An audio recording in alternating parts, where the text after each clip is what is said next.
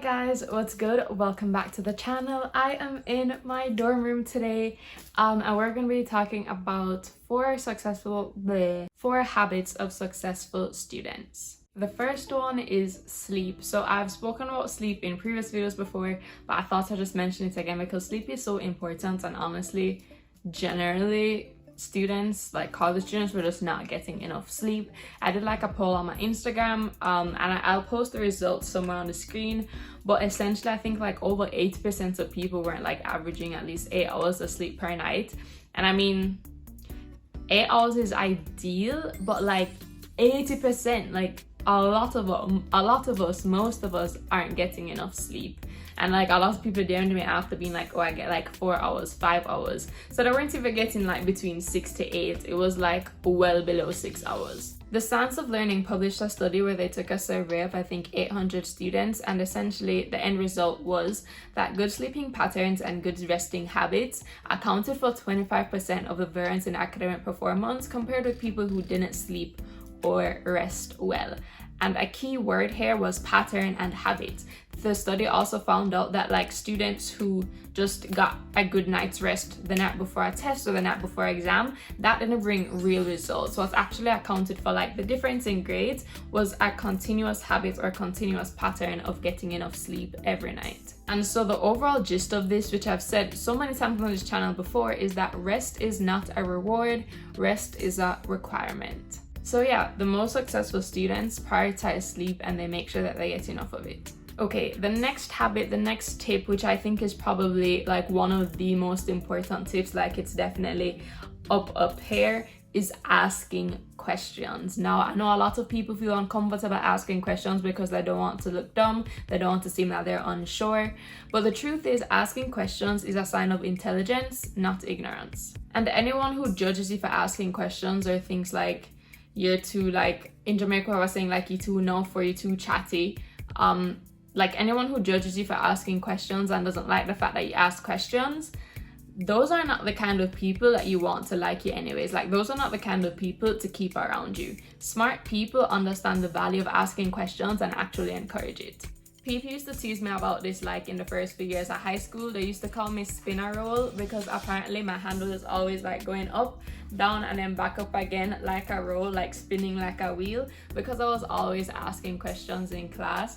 And it's hilarious because like those same people that used to tease me because I used to ask questions, later on, like when we got to sixth form and like higher grades, are the same people that asked me for help with their work. And so like when you ask questions, that's how you test if you're actually learning. And honestly, for me, that's the way I can like try to keep up with the teacher, keep up with the professor, because sometimes you get so lost in a lesson, like you don't know what they're doing, that you don't even know like what question to ask. So I find myself, if I challenge myself to like always think of a question to ask, it means that I'm keeping up with what they're teaching. And a really big part of asking questions as well is like going to office hours and TA sessions and asking questions there, because sometimes like when I'm doing revision or like I'm doing an assignment, I realize I don't know how to do this, or I did not understand the concept in class. And I'll show you guys how I keep track of the questions I want to ask in like office hours or TA sessions.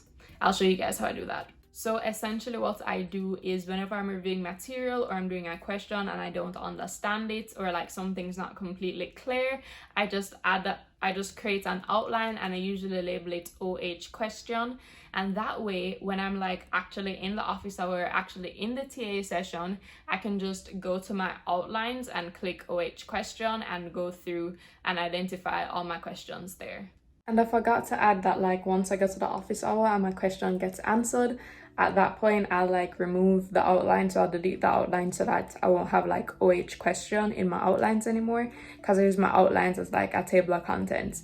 And like even before I took notes on like an iPad or like electronically, what I used to do to keep track of like office hour questions is sticky notes. So I'd have a sticky note saying office hour question at the top, what my question is, and then I usually write down the teacher's answer on that sticky note. And because it was a sticky note like on the page of the book that was relevant, it was super easy to find. And on that note of office hours and TA sessions, I found them the most helpful when I've already attempted that assignment beforehand and I'm just going there with questions or with the pieces of the work that I couldn't do.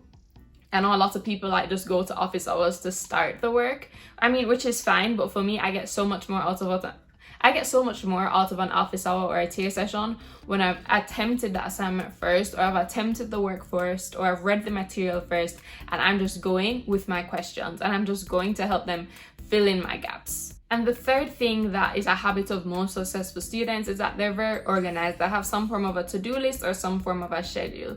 I did like a whole video where I talked about how I prepare myself for a semester, and a very big part of that for me was creating a master timetable and also daily to-do list. I'll link that video up here or somewhere so that you guys can see that. But you definitely need like some sort of system, something written down, whether it's Google Calendar, but like something scheduled, so that you can see where your time goes and so that you can like manage your life and manage your assignments. And on this whole note of scheduling and planning, like I personally plan way ahead. Like for me, it's not as helpful when I make a to-do list the night before or the morning of the day. What really helps is like on a Sunday, I schedule an hour of my time, and in that hour I literally plan out the week till the next Saturday or till the next Sunday. And like having my plan for the week set on a Sunday is super helpful, because once the week comes and like I'm so busy, I can always revert back to that plan and it kind of like steers me in the right direction. And so by like Friday, by the end of the week, it's been a productive week. Most of my assignments are done and I'm like on top of everything. And then the last thing that I'm gonna say for today, I mean there's so many tips and so many tricks that I'm just pulling out for. The last thing that I'm gonna say today is finding ways to reward yourself. I think successful students know like the leisure activities that bring them joy. Like for me, working out in the day is like such a relief. Like I love feeling, I swear, I just love not thinking about school, not thinking about work, and focusing on like my body and my strength and my muscles. Yeah, I really do enjoy working out, and it also happens to be like a productive habit as well, which is a plus, right? But I also enjoy like watching YouTube videos or like watching my favorite content creators, and I find like knowing what those activities are that bring me joy, like knowing what I need to get like a break from my routine, helps, because I can schedule those things in, and that way like whenever I have free time, I know, okay, I'm gonna go watch a YouTube video, and usually like the content creators that I like to watch talk about productivity and like time management and those things, so it's productive watching them generally. But apart from that, it just prevents me from like spending my free time doing things like scrolling on social media mindlessly, because like that can be very destructive. And I find like if you don't know what brings you joy, like if you don't know what your go-to thing is to reward yourself, then it's very easy to like fill those little pockets of free time when you could be using to really refuel yourself and really like make yourself happy. You could be using that time and just like doing something mindless, like again scrolling on Instagram, scrolling on TikTok, and so yeah, it's really helpful to just have an idea of like that go-to activity that like makes you happy and that gives you a break from your work.